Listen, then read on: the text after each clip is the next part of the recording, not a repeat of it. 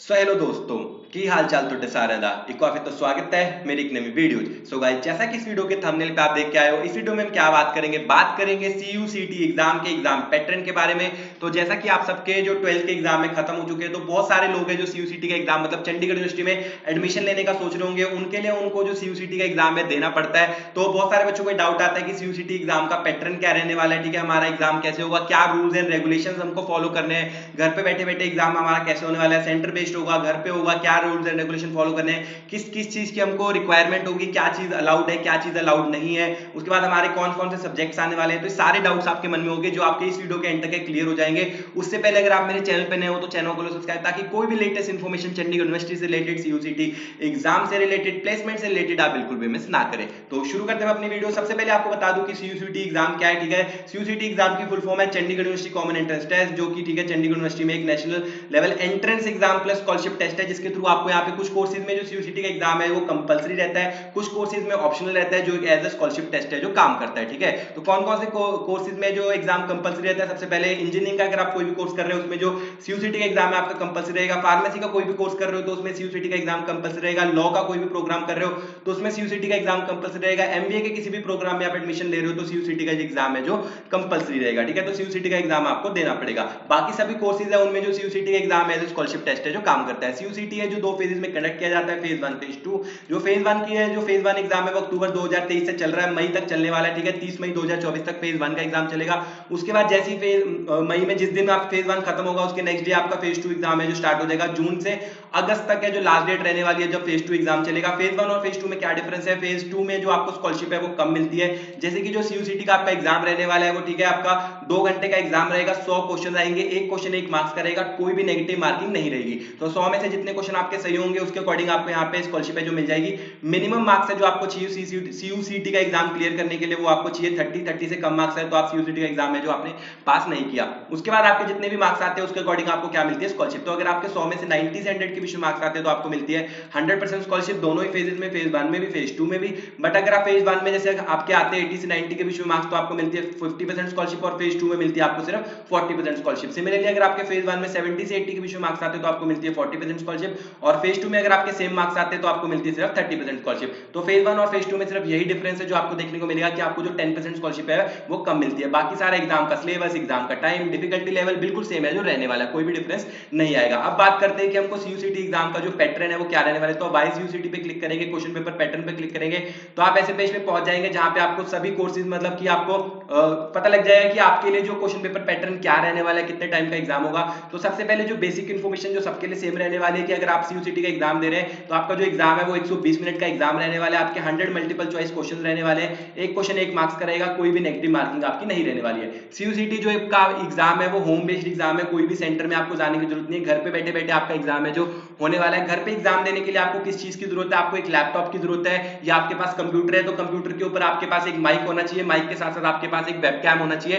तो लैपटॉप में मोस्टली जो आपका एग्जाम है उसके लिए आपको लैपटॉप की जरूरत पड़ने वाली है। लैपटॉप के आपका कैमरा और माइक के जो वर्किंग होना चाहिए, घर बैठे बैठे आपका एग्जाम होगा। ठीक है, कहीं भी जाने की जरूरत नहीं पड़ेगी। जब आप एग्जाम दे रहे होंगे तो लैपटॉप के ऊपर आपका जो कैमरा है वो भी चल रहा होगा और माइक है वो भी चल रहा होगा। कैमरा से एक टीचर है जो आपको बैठ के ऑब्जर्व कर रहा होगा। चीटिंग करने की ट्राई करो तो टीचर आपको 1-2 वार्निंग्स देगा, अगर आप फिर भी ट्राई करोगे तो आपका जो एग्जाम है इमीडिएटली कैंसिल कर दिया जाएगा। एक बार एग्जाम कैंसिल हो गया तो आपको दोबारा से सारा रजिस्ट्रेशन प्रोसेस करके, दोबारा से सारी फीस देके दोबारा से एग्जाम देना पड़ेगा। तो इस बात का खास ध्यान रखें। ठीक है, घर पे एग्जाम देने के लिए बहुत बच्चों का भी ये डाउट आता है कि क्या भैया हम फोन से एग्जाम दे सकते हैं। तो आंसर है नो, फोन से आप एग्जाम नहीं देते, क्योंकि फोन पे जब आप एग्जाम दे रहे बाई चांस किसी का कॉल आ गया या आपका इंटरनेट बंद हो गया या आपका फोन की बैटरी लो हो गई, कुछ भी आपका हुआ तो इमीडिएटली आपका जो एग्जाम है वो बंद हो जाएगा, जिससे कि आपको आपका एग्जाम है कैंसिल हो जाएगा। एक बार आपका एग्जाम बंद हुआ तो आपका एग्जाम है सीधा कैंसिल हो जाएगा, जिसके बाद आपको दोबारा से फीस वगैरह देनी पड़ेगी। तो आंसर है नो, फोन से आप एग्जाम नहीं दे सकते। एग्जाम देने के लिए आपको लैपटॉप की नीड है। ठीक है, कोई भी सेंटर बेस्ड एग्जाम नहीं है तो आपको लैपटॉप या तो किसी फ्रेंड से या साइबर कैफे में जाके अरेंज करना पड़ेगा। अगर आपके पास घर पे पर्सनल लैपटॉप नहीं है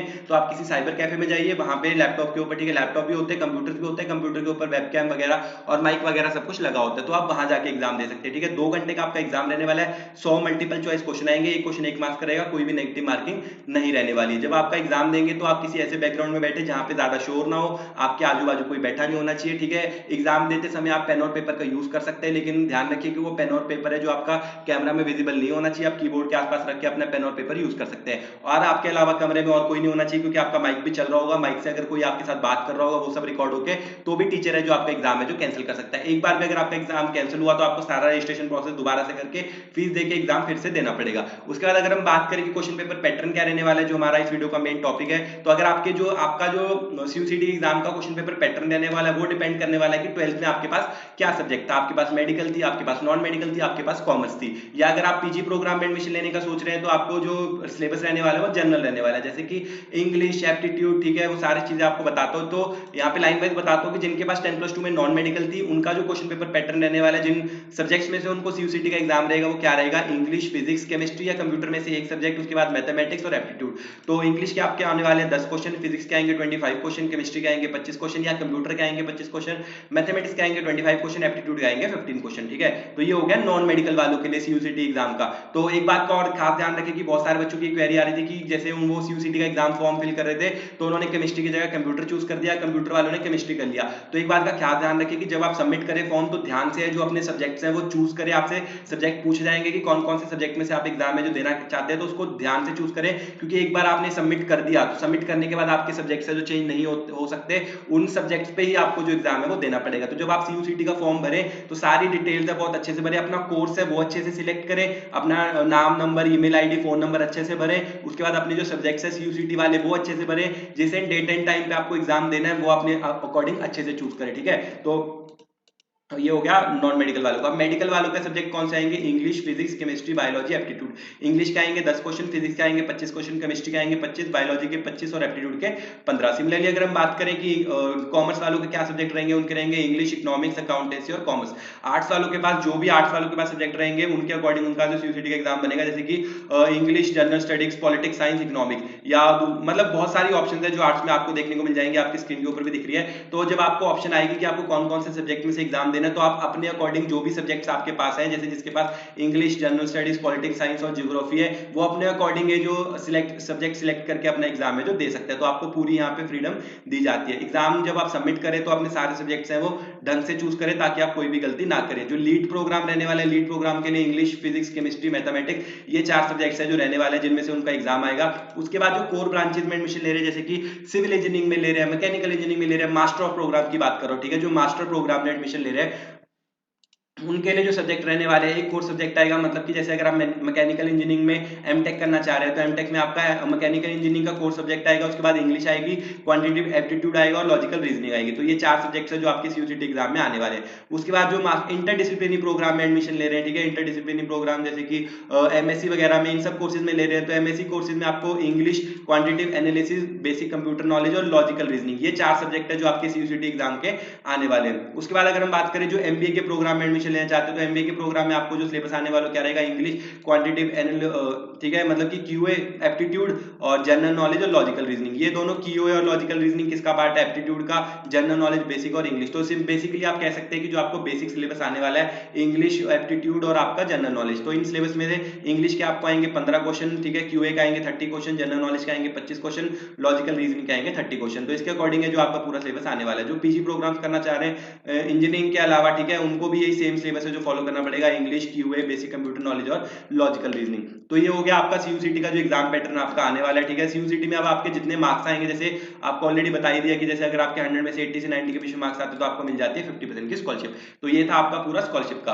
तो ये मैंने आपको बता दिया क्वेश्चन पेपर पैटर्न, डेट्स वगैरह बता दी। लास्ट डेट है जो फेज 1 के लिए रजिस्टर करने के लिए 15 अप्रैल है। अब जो लास्ट डाउट बच्चों का आता है कि भैया जिस दिन हमने रजिस्ट्रेशन किया, ठीक है, लास्ट रजिस्ट्रेशन डेट क्या रहने वाली है फेज 1 की, और फेज 2 की जो रजिस्ट्रेशन डेट है वो कब स्टार्ट होगी। तो फेज 1 की जो लास्ट रजिस्ट्रेशन डेट रहने वाली है वो रहने वाली है 15 अप्रैल। फेज 1 की जो लास्ट एग्जाम देने की डेट रहने वाली है, तो डेट एंड टाइम एग्जाम के आप अपने अकॉर्डिंग चूज कर सकते हैं। जैसे आपने सपोज करिए कि 14 अप्रैल को रजिस्टर किया एग्जाम के लिए, सीयूसीटी एग्जाम के लिए, तो आप अपने अकॉर्डिंग चूज कर सकते हैं। आपको 15 को एग्जाम देना, 16 को देना, 17, 18, 19, 20, जिस भी डेट एंड टाइम को आपको एग्जाम देना आप अपने अकॉर्डिंग चूज कर सकते हैं और उस डेट एंड टाइम पे अपने घर बैठे बैठे जो एग्जाम को दे सकते हैं, ठीक है। वो पूरी फ्रीडम आपके पास रहने वाली है। तो फेज 1 के लिए रजिस्ट्रेशन डेट लास्ट रहने वाली है 15 अप्रैल, लास्ट एग्जाम की डेट रहने वाली है 30 मई। जैसे ही 15 अप्रैल को रजिस्ट्रेशन डेट खत्म होगी फेज 1 की, तो फेज 2 की स्टार्ट हो जाएगी 16 अप्रैल से। तो फेज 2 के लिए आप रजिस्टर कर पाएंगे 16 अप्रैल से। उसकी रजिस्ट्रेशन डेट है जो आपकी, ठीक है, चलने वाली है, यहाँ पे नीचे आपको लिखा भी हुआ है, वो आपके एंड ऑफ एडमिशन, मतलब कि जब तक आपकी सीट्स वगैरह चल रही है तब तक चलेगी। तो बेसिकली वो रहती है फर्स्ट वीक ऑफ अगस्त तक है जो आपकी